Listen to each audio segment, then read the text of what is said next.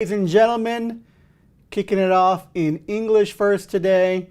We're talking about DACA. A lot of people have been saying like, oh, well, Ray, what's going on with this DACA Texas case? I'm here to tell you about it today.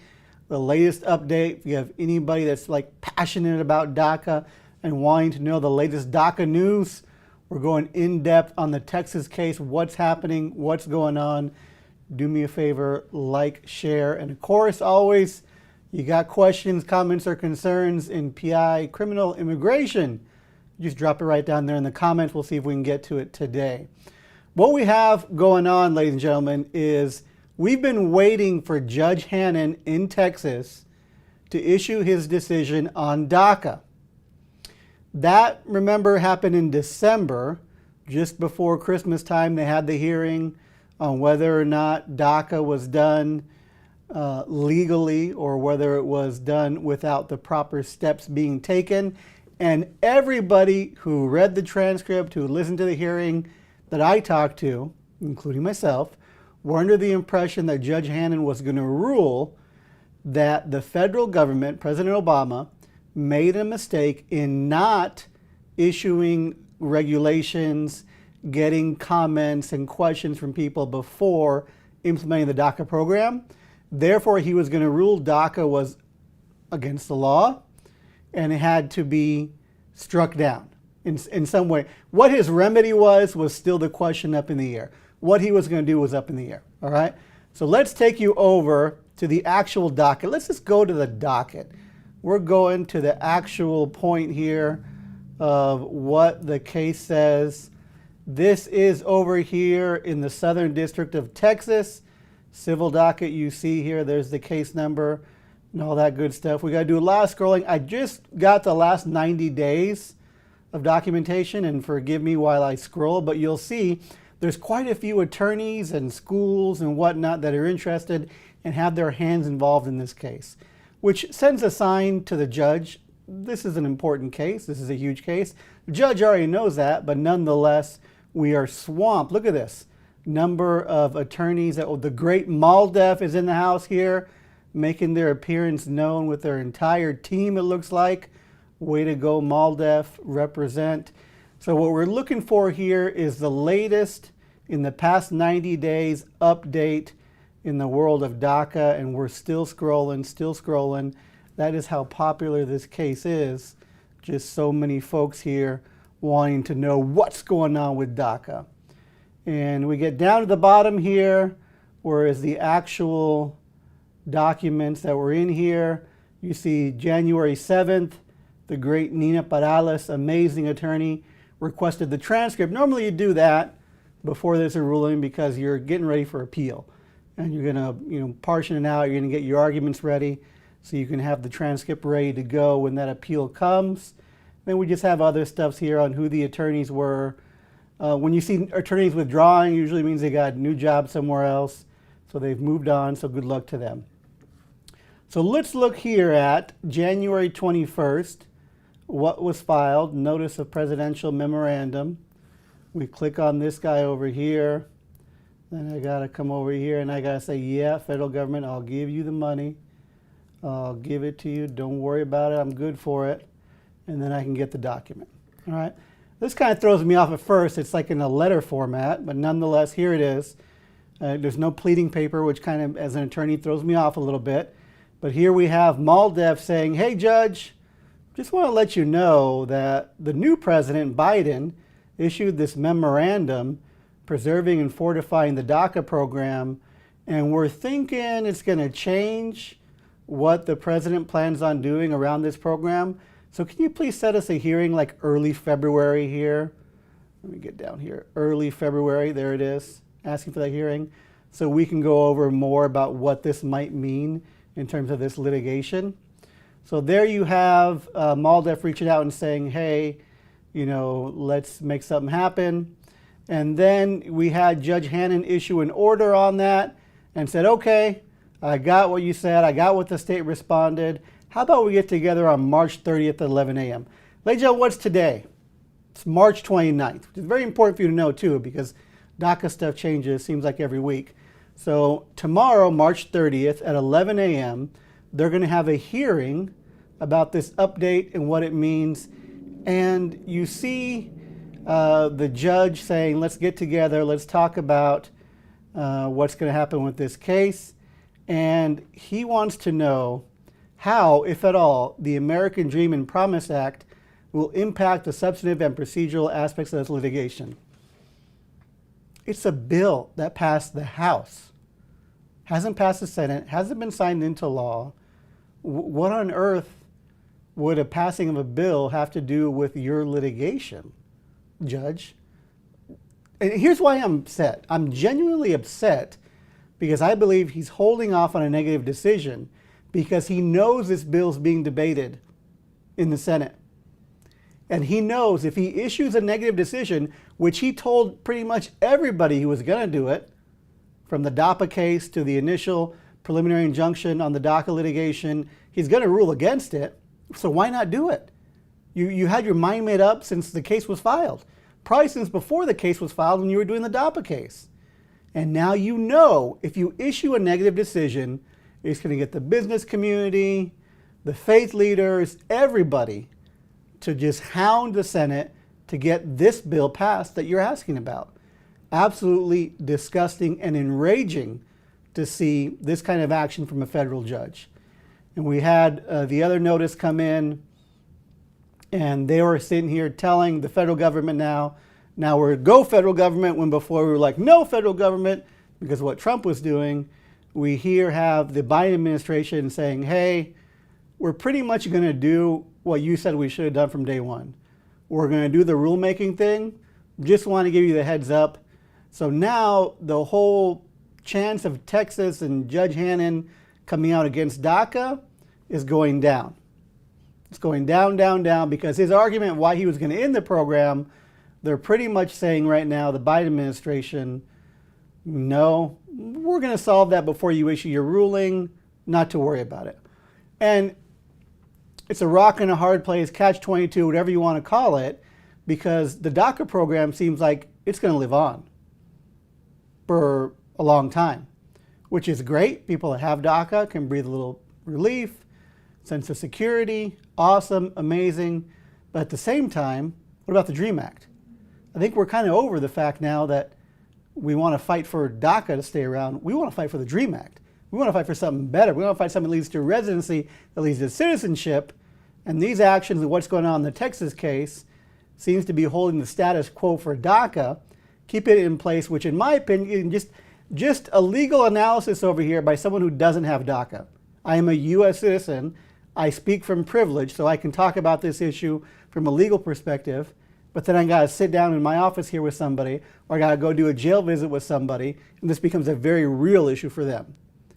And DACA staying in is going to help some folks. DREAM Act getting passed is going to save some lives. That simple. There's people right now in removal proceedings that would be greatly benefited by the DREAM Act passing. It would be able to stay with certainty in this country. DACA does not provide that protection.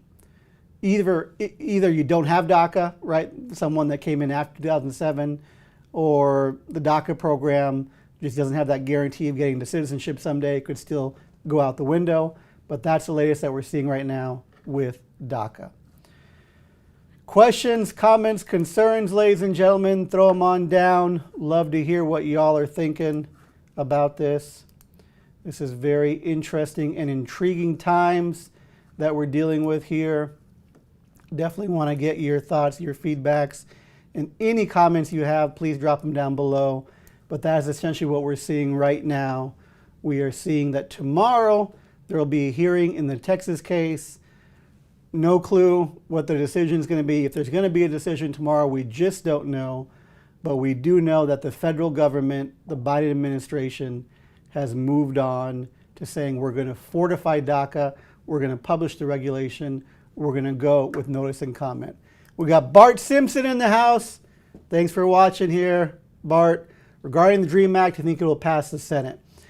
I don't think it'll pass the Senate right now as written.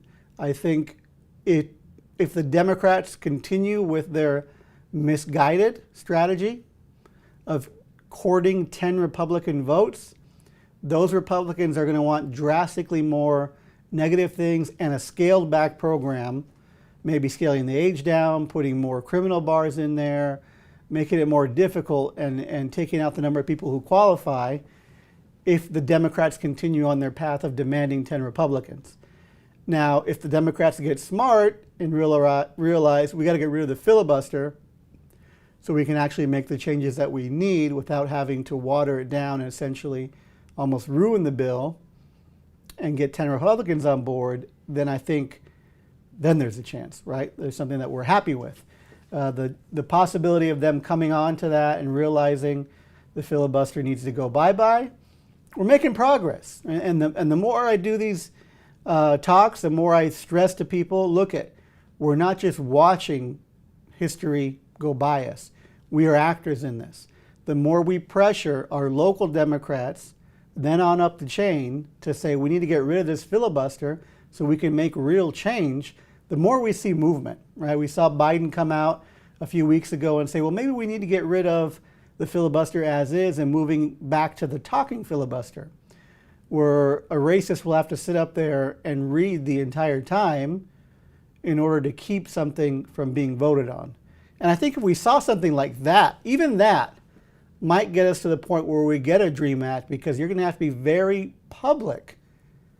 Whoever person wants to go carry on the filibuster is going to become the target for business, for faith, for community, for everybody to go after to get them to stop talking in order to pass the DREAM Act. How they can do it now is in secrecy. Just say, we're going to filibuster. We don't want anything to move forward, so we're going to filibuster. And end of story. So even bringing it back to that will hopefully help us. All right. So keep coming with the questions, with the comments, with the concerns. As always, folks, thanks so much for watching. If you're on the YouTube, which many of you are right now, do me a favor, hit that subscribe button. Still got the goal of getting to the 1,000. And when we get there, we're going to do the in-depth analysis of the difference between the Senate bill and the House bill on the DREAM Act. So we'll get that over to you. Yo voy a cambiar a español. I'm going to switch over to español now. But if you have the questions in Spanish, feel free to drop them down as well. Ok, comunidad, lo que estamos escuchando es muchas preguntas sobre DACA. Todos quieren saber, abogado, todavía le va a cancelar el programa, va a seguir, ¿qué está pasando? Mañana hay una audiencia en Corte Federal en Texas, en frente del juez Hannon. Lo que pasó es el principios de este año, el presidente Biden anunció que iba a estar siguiendo cómo puede ser concreto y más mejor el programa de DACA. Entonces notificaron el corte en enero que el presidente iba a hacer eso y preguntó por una audiencia en febrero. Todo eso bien calculado, ¿verdad? Entonces el juez dio la audiencia, es mañana, y el gobierno de Biden puso un anuncio también que sobre el programa de DACA ellos van a poner las reglas como querían el juez. El juez anunció antes, él no pensaba que estaba bien que Obama lo hizo sin preguntar por comentarios y preguntas de la comunidad antes de poner esta nueva regla. Entonces, la administración de Biden dijo, el Mayorkas, el jefe de DHS, dijo, vamos a hacer eso, vamos a mandarlo para que podamos tener comentarios. Que eso para mí es cambiando la razón por que el juez Hannon iba a negar y decirle que el programa era en contra de la Constitución. Entonces mañana lo van a tocar el tema también, preguntó el juez, ¿qué significa que pasó de la Cámara de Representantes el acta de sueños, el DREAM Act, y qué significa para la demanda? Entonces no sabemos qué va a decir el juez, pero eso es el más reciente. Mañana de seguro estamos viendo qué va a decir, qué va a anunciar ahí en esta audiencia en Texas, pero en mi opinión lo están haciéndolo así para que ya no puedan decir el juez que lo va a quitar DACA, que ponga menos presión en realmente cambiando que el enfoque debe ser en el acto de sueños en vez de DACA. Okay? And thank you for your time to keep us informed. Of course, my pleasure, my privilege. Thank you for tuning in. Very much appreciate it. And eso es lo que estamos viendo ahí en Texas. El juez Hannon, en mi opinión, está pensando más en políticas que legal. Él ha dicho desde el principio que él pensaba que como lo hizo Obama no era bien para DACA. En vez de darnos decisión, porque sabe que esa decisión iba a empujar líderes de la comunidad para decirle al Senado que necesitamos el DREAM Act, él quiere hacer algo para que no tiene que mandar una decisión negativa y la programa de DACA sigue y menos chance que pasa el DREAM Act. Es mi opinión personal, ¿verdad? Eso es mi opinión. Muchísimas gracias porque nos está viendo. De seguro es algo que me enoja mucho de pensar en un juez en vez de hacer decisiones sobre la ley. Está haciendo decisión más como él es un senador, ¿verdad? Está diciendo de quién, qué pedazos de la legislación puede pasar o no, porque él sabe una decisión negativa iba a empujar acción del Senado. Él ya está buscando manera, en mi opinión, de regresar y decir que el DACA puede seguir porque la administración de Biden ya va a hacerlo bien. Y eso es el problema de principio. La demanda, si no ganamos, es porque de principio Obama nada más dijo, tengo ese nuevo programa DACA, vamos a decir aplicaciones en 2 meses. En vez de decir primero, tengo una idea, quiero dar permiso de trabajo a esas personas, voy a publicarlo en un libro, cualquier persona de Estados Unidos puede poner un comentario ahí, yo le reviso los comentarios, después lo hago. Eso es la manera de hacer lo correcto, dice el estado de Texas, otros estados y probablemente el juez Hannon. El Texas está haciendo más cosas que no van a ganar, ni pienso que Hannon va a estar de acuerdo, pero es lo que está pasando en el caso de DACA en Texas. Okay? All right. Do you think the filibuster is harder to remove than Republicans support and do that correct?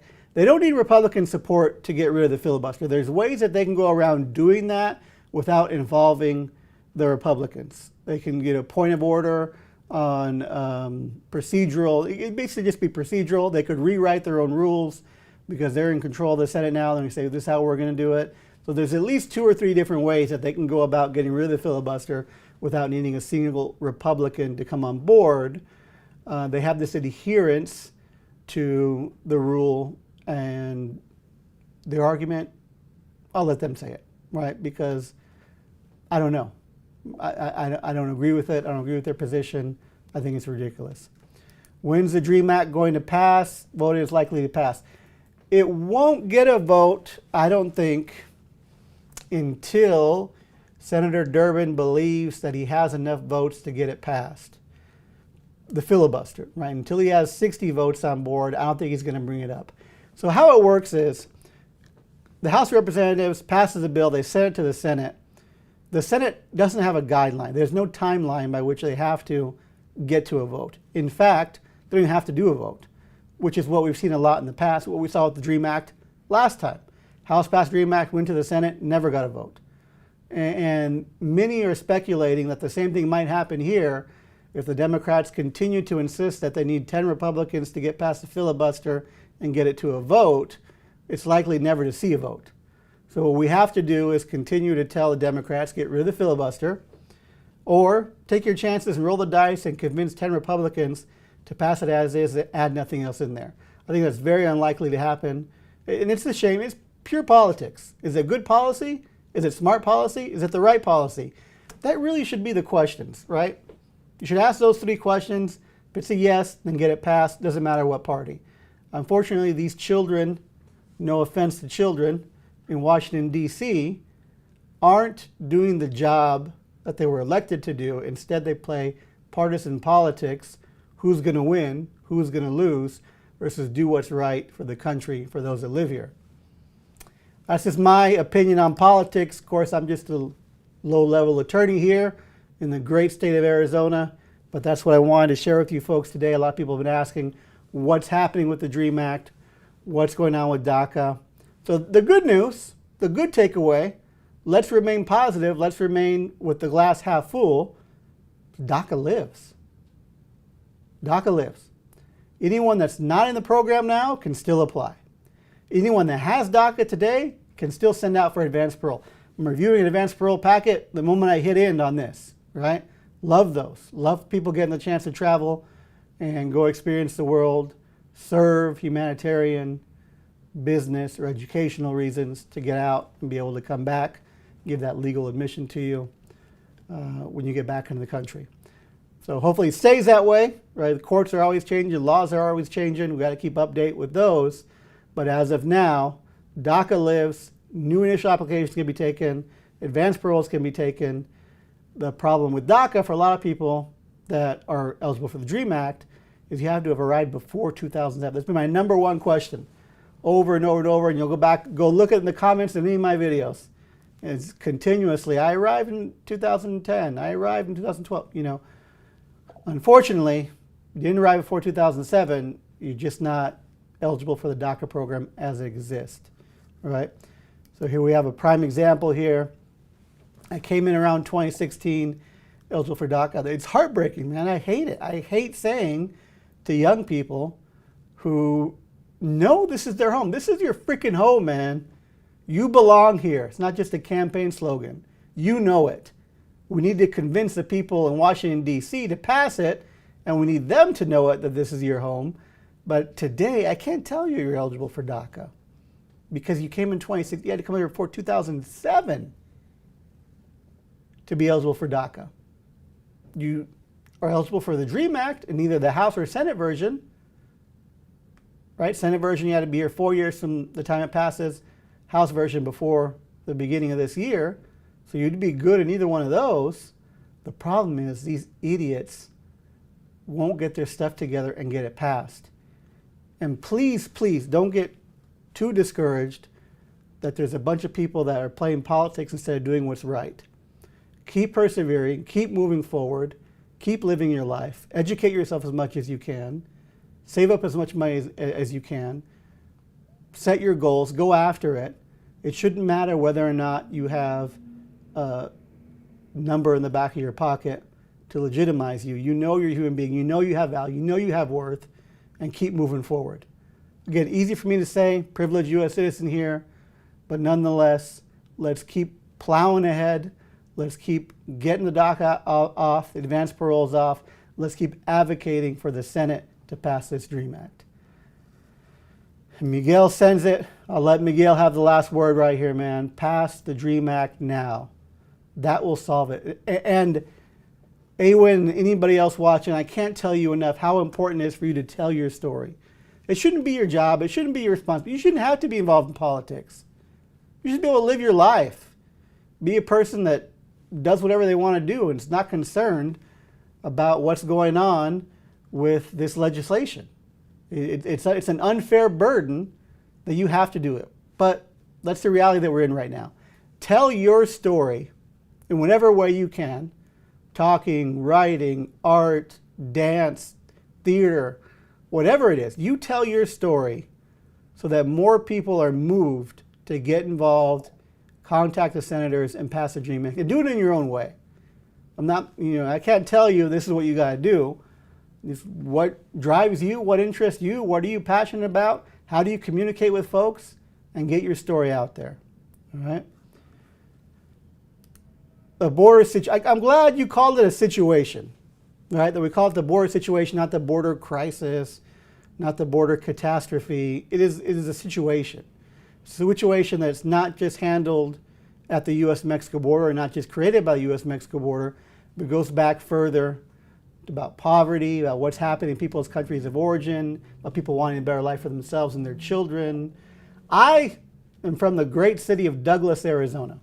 Born in D-Town, happened to be living in Douglas in 1999 when there was more people coming across than there are now, right? And even back then, I didn't call it a crisis. I think that a lot of that imagery, a lot of that language is being used to stop the DREAM Act, to stop the farm worker bill from being passed. And don't get me wrong, I'm not happy when I see images of how people are housed. And I will call out the Biden administration the same way we call out the Trump administration for their treatment of families and children and human beings who are being put in cages. No problem saying it. We shouldn't be treating human beings like cattle. And I'm happy to call out this administration as well. The fact that we have the vice president now running point on this, Doesn't give me any. I wasn't happy when I heard that. A former prosecutor, right? Now in charge of getting the border under control. So what are we going to see? More prosecutions? More illegal reentry convictions? I don't know. But not excited to see the way it's being handled, being addressed.